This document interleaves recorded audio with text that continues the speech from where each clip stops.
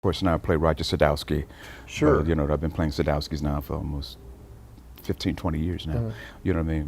Which I love a lot. You know Yeah, what I mean? like this one right here. Right, and this is my signature model, the Verdine White model, and it's great. It's really great. Sounds great, and it's for my Performing Arts Center out in Los Angeles and things like that. So we're going to be doing a lot of work with that because, you know, to help young people get back into music, you know what I mean, and kind of take the place of what's been left from schools.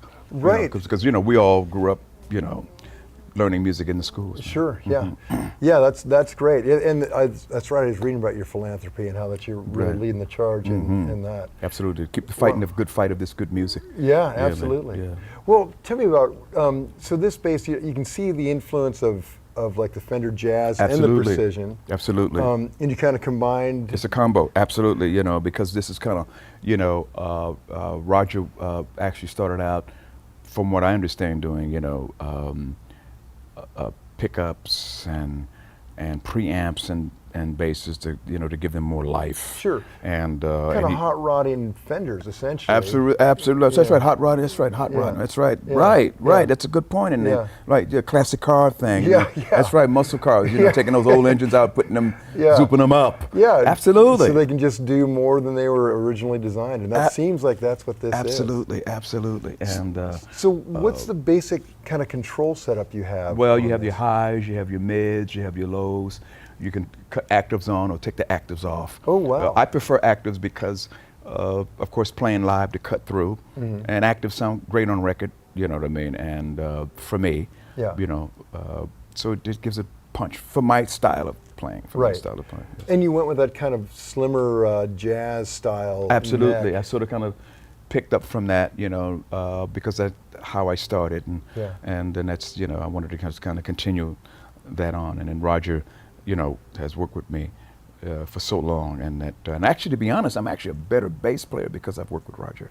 Wow, well, that is, I mean, that's amazing because I mean, you're such an influential player, and so many people have learned, taken their whole thing from what you were doing. Yeah, and you still feel like you're growing. Absolutely, I'm still growing.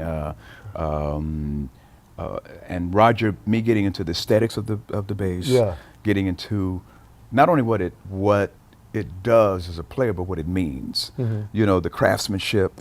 Right. You know what I mean? So I really got into that part of it. Cool. You know, and it really made me actually play better. And then I took a bass lesson in New York a couple of weeks ago. Really? Yeah, I met the bass teacher who was freaked out. That No, he wasn't freaked out. No, he was a taskmaster. It's the great Ron Carter. For all of those that, you know, want to Google him and things like that. He played with Miles Davis, all that. So, and I'm originally a classical player. Sure. And Ron's jazz and classical. So I went over to the house in Manhattan and took a bass lesson. No, he wasn't freaked out. I was freaked out. He wasn't intimidated. No. Ron Carter, you kidding? I was intimidated, and he gave me my instructions, and he sent me on my way.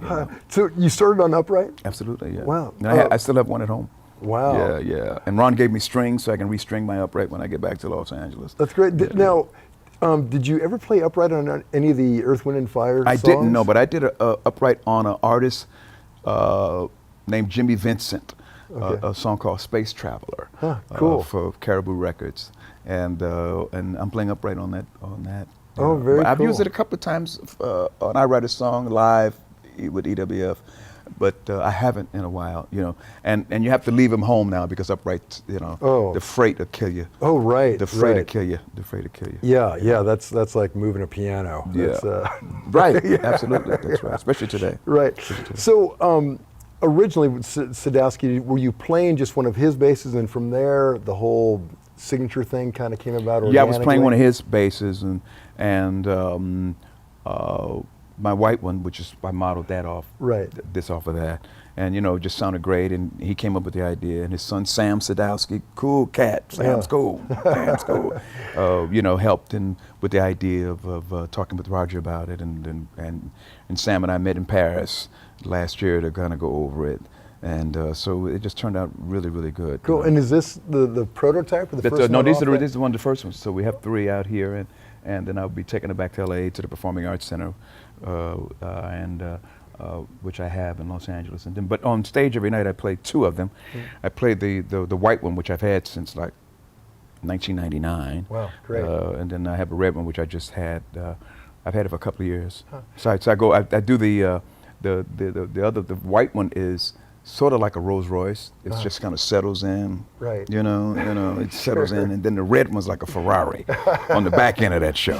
When you start getting down to September and Let's Groove and Boogie Wonderland, that bad boy it shifts. So that they all, the one thing about basses which I did learn, Roger would never let me buy one off the rack. I said, Roger, I'm going to get one off the rack. He said, no, I'm going to make them. They all have different characteristics. Sure. That's what you learn about them. And then when the white one's like really settled, it's like, Rolls Royce, fine wine, it's really settled, it's confident, it's secure. That red one, as soon as I got that red one was like jumping out of my hands. and it's like a Ferrari. So I use that one for like, when I really start pushing it,